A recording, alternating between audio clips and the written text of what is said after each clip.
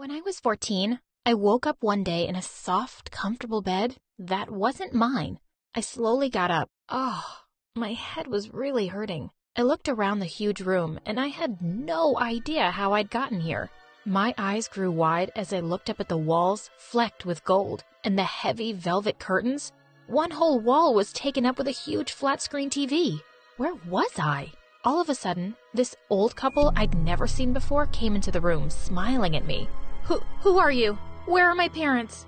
The woman said, "Don't be silly, Jihan. We are your parents." And she kept smiling at me like a lunatic. "What are you talking about? My name is Lisa, and I can't remember who my parents are, but I know that you aren't them." The old man started laughing. "Oh, what an imagination. Your name is Jihan Kanan. You're our daughter, and you live here in this house with us." I lay back on the crazy soft pillows. I was so confused and my heart was pounding. I looked for my phone, but it wasn't in my pocket. Just then, this old white-haired doctor came into the room. "You must rest, Miss Kanan. You took quite a hit on the head when you fell off your horse." Horse? I'd never sat on one in my life. Just as I lay back to fall asleep again, I saw the doctor winking at the old couple before he left the room. Something strange was going on here, but I was too tired to work it out at that moment. "Hi, I'm Lisa from Turkey, and this is the crazy story of how losing my memory made me a wealthy billionaire." But before I continue, please click like and subscribe. The next morning, I left the bedroom and went down the grand staircase to the breakfast room. The house was like a palace. There was a maid in the room, and she actually curtsied and said, "Good morning, Miss Kanan." I started to wish that this was actually my life. I figured I might as well eat before I left, so I sat down to have some salmon and poached eggs with some freshly squeezed orange juice. If I had a breakfast fit for a princess every day, I think I would remember it. Once I was full, I started to walk towards the huge front door. I had to get out of this house of weirdness and figure out what had happened to me. Just then, a young guy came to me and said, "Hey, Jihan, where are you going?" This guy was so gorgeous. I basically swooned. He was smiling at me, and for a second, I almost thought about staying. But then I remembered that I wasn't Jihan, so I pushed him out of the way and went out the front door. The garden was the size of a football field. I started to run towards the massive gates at the end of the drive, still wearing the silk pajamas I'd woken up in. I could hear that boy shouting behind me, "Come back, Jihan!" But I kept running. Just then, I heard the roar of an engine. My dad was coming down the driveway towards me. "Please, Jihan, come back inside. You're not well." I had no choice. I walked back to the house and pushed the door open. With its solid gold door handle, the woman said, "You've taken quite a bump to the head, Jihan, so it's normal that your memory will be affected. I'm your mother, Mrs. Kanan, and this is your father, Mr. Kanan." He smiled. "This is our home, and yours too. As you can see, we are quite comfortable." That obviously meant that they were billionaires. Maybe this wasn't the worst thing to have happened to me. The hot boy said, "And I'm Oliver. I'm your cousin, just visiting from Switzerland. I'm going to help you until your memory comes back, okay?" He smiled, and I melted. They all seemed really nice, actually, even if they were weird. I mean, who cares? They were rich, and I didn't even know where else to go. Over the next few weeks, I slowly began to accept my new life. My name was Jihan, and I was now one of the elite. I was driven to school in a fancy limousine with 2 personal bodyguards. Turns out, Jihan was really popular at her school. The boys would fight over getting me food at lunch and asking me out on dates. The girls obviously saw me as the leader of the pack and were always getting me gifts. I loved all my teachers here and was acing all my exams. I even went abroad for an international math competition and brought the trophy home. My hair was colored by a celebrity hairstylist twice a month, and a makeup artist was part of the team that got me ready for school every day. I had a wardrobe full of designer clothes and shoes. The maids and the butler brought me snacks whenever I wanted, and my personal trainer kept me in shape. I didn't remember what dreams I had before, but this was the life of any girl's dreams. The mansion was a really bizarre place, though. Every other day, I'd lose my way and stumble into a strange new room. Once I walked into a room where a bunch of women were weaving yarn on spinning wheels. When I asked them who they were, they only looked at me and smiled. I ran off feeling rather creeped out. I could go anywhere in the mansion, except the last room in the west wing. I'd been told it was off limits, but my curiosity got the better of me one day. and I sneaked into it when no one was around. I looked around the huge room and felt a shiver go down my spine. It looked like an abandoned nursery. There was a wall covered entirely with a faded painting of baby cupids flying in the clouds. On a huge bookshelf were lots of stuffed animals and a collection of dolls. In one corner, there was a crib that looked like it had been recently polished. I picked up the pink blanket lying in it. Who did these belong to? "You're not supposed to be here." I nearly jumped out of my skin when I saw Mrs. Kanan standing in the doorway with a strange smile on her face. I quickly mumbled that I'd lost my way and walked out. As she locked the door, I could feel her eyes following me. These people were definitely weirdos. I was riding my horse one day with Oliver when a man I'd never seen before approached the stables. I could hear him arguing with Oliver, and I rode my horse closer to hear what they were saying. The man was shouting, "I have to see her.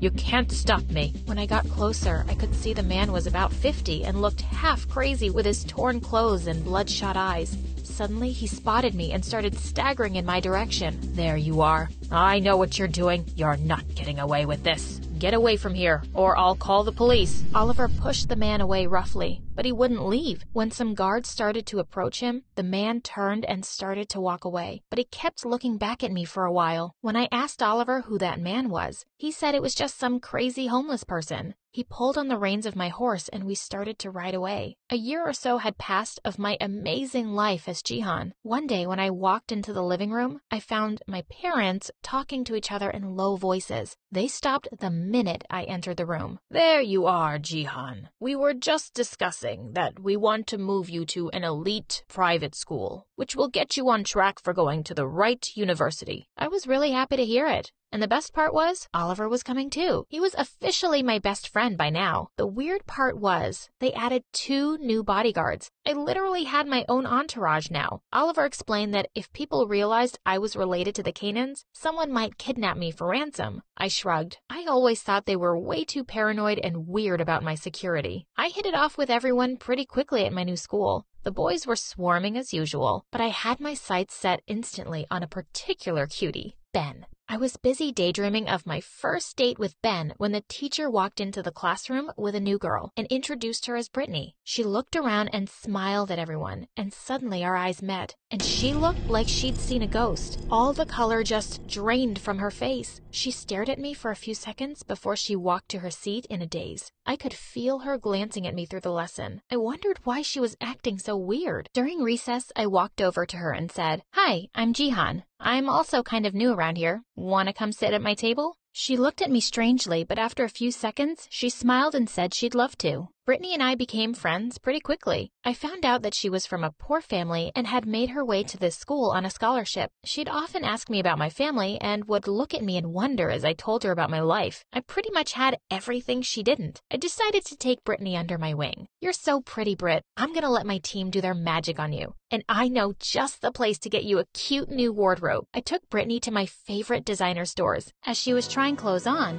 I had to admit, she looked really good. As we were leaving the mall, I saw Ben from school walking towards us. I quickly stepped in front of Brittany to hide her from his view and said hi to him with a big smile. But he just said, "Can you move aside, Jihan? I came over to say hello to Brittany." His face looked like a heart emoji while he was talking to her, and I felt furious. The next day at school, I could tell how everyone was noticing Brittany a lot more than usual. Normally, when I walked in with my outfit of the day, I had girls oohing and eyeing over me, but today they were all over Brittany, telling her what good taste she had. She just smiled and accepted all the compliments. Like, "Hello, I handpicked that dress for you." At school a week later, we got a math test back. The teacher handed me my paper and said, "Brilliant work as usual, Jihan." But then he handed Brittany her paper and said, "And even better work from you, Brittany. Top of the class." I tried to look like I didn't care, but I felt like I'd been slapped. Was Brittany actually smarter than me? Ugh. I felt so mad at her. At lunch, I decided not to sit with her, but then I noticed that a lot of my friends were going over to her table, and if Ben was any closer to her, he'd be sitting in her lap. As I went through my phone, I saw a selfie she'd just put up with Ben 2 minutes ago, and it already had 300 likes. Seriously? Was she an influencer now? Just then, Oliver came and sat at my table, laughing. "Man, that Brittany sure is funny. Oh, guess this riddle she just told me. 10 fat ladies tried to fit under a small umbrella, but none of them got wet. How did they do it?" Ugh, I don't care. It wasn't raining. And he burst out laughing while I rolled my eyes. That wasn't even funny. I couldn't believe I ever felt sorry for this witch. I really needed to put Brittany in her place, and I knew just where to do it. The tennis court. All those private lessons from Serena Williams' coach were about to pay off. I playfully challenged Brittany to a one-on-one game, and she instantly agreed. Half the school had gathered to watch us play. I knew she played tennis, but I had no idea she was this good. She was giving me a really hard time out there, but I had the lead. I smirked at her across the court as the crowd cheered for me. She served the next ball so viciously, I couldn't even react as it headed for me at bullet speed. It hit me straight in the forehead, and I flew in the air and fell backwards. My head hit the ground, and everything went black. When I came around, the coach and a bunch of people were gathered around me, looking anxiously. I spotted Brittany's worried face, and suddenly it felt like a switch had been turned on in my head. I suddenly knew exactly who I was, and I also knew exactly who Brittany was. The competitive little witch. I drifted off to unconsciousness again. Later that night, as the Canaans flew about here and there to get me food and make me comfortable, I couldn't help smiling to myself. I'd finally figured everything out, but I wasn't letting them in on my secret. Not yet. The next day at school, Brittany ran over to me, looking really sorry. "Listen, Jihan, I never meant to actually hurt you," but I simply ignored her and walked away. I kept ignoring her every day for the next 2 weeks. Then one day, she stopped me in the hallway. "What's going on?" "Listen, you creep, I know you, and I know what you're doing." You got your memory back?" "Yeah, and there's no way I'm coming to live with you and your crazy family. I'm staying with the wealthy old couple." "Listen, I know the Canaans have many connections, but you know I have a way to ruin you and them, and there's nothing you can do about it. What do you want?" "I want to live with the Canaans. You need to convince them to keep me." "I swear, Lisa, you'll regret it if you don't." A few days later, Brittany moved in. It wasn't hard to convince my parents. They agreed immediately. The Canaans gave her the bedroom next to mine. I was so angry to have her with us. After putting up with her snooty behavior both at school and home for the next few weeks, I'd had enough. I wasn't going to let her hold anything over me, even if it might cost me my perfect life. I went to see my biological mother to tell her everything the Canaans have been doing. The house was old and dirty, even worse than what I remembered. The door was already opened, and I entered to see my mom asleep on the couch. "Mom, it's Lisa, your daughter." Half asleep, Mom mumbled, "Yeah, what do you want?"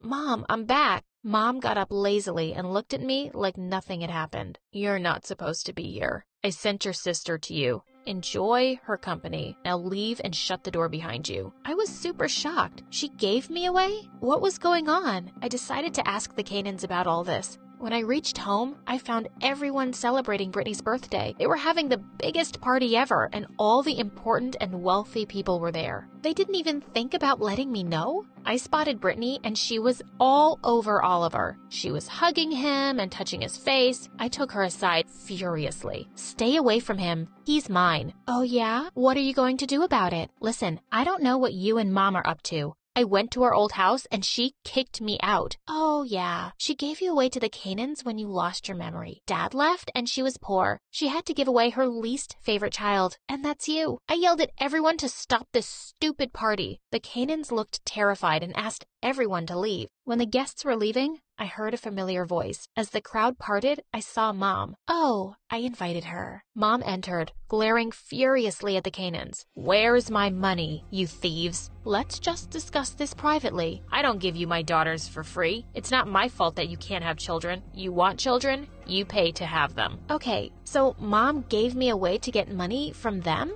"Mom, it's okay that they're late to pay this month. I spent a lot of their money recently. Be a little patient, Mom." "A monthly payment? What on earth is going on?" Suddenly we heard a loud noise, and a huge old man entered the room with our bodyguards trying to stop him. He smelled so bad, and then I saw his face. It was the man who had come years ago when Oliver and I were riding our horses. I remember exactly who he was now. He was my dad. Mom looked shocked and furious to see him. "What on earth are you doing here?" Dad glared at her. "Oh, you thought I wouldn't find out what you've been up to? If you're making money off our daughters, I want my share." Mrs. Canaan turned to me with tears in her eyes. "Can't you see how crazy your parents are? We're sorry we lied to you, but we really love you and we can give you everything you truly deserve." Looking at my own parents and then at the Canaans, I made a decision. "I want you to legally adopt me and Brittany. These people don't deserve to have us, and you don't have to pay them another lira ever again." Brittany looked ecstatic, and the Canaans hugged us both in delight as the guards carried away our screaming parents. Brittany and I improved our relationship and became closer. We both graduated from the best colleges in the country. Today, 8 years later, we are celebrating Brittany's wedding. And no, our biological parents weren't invited.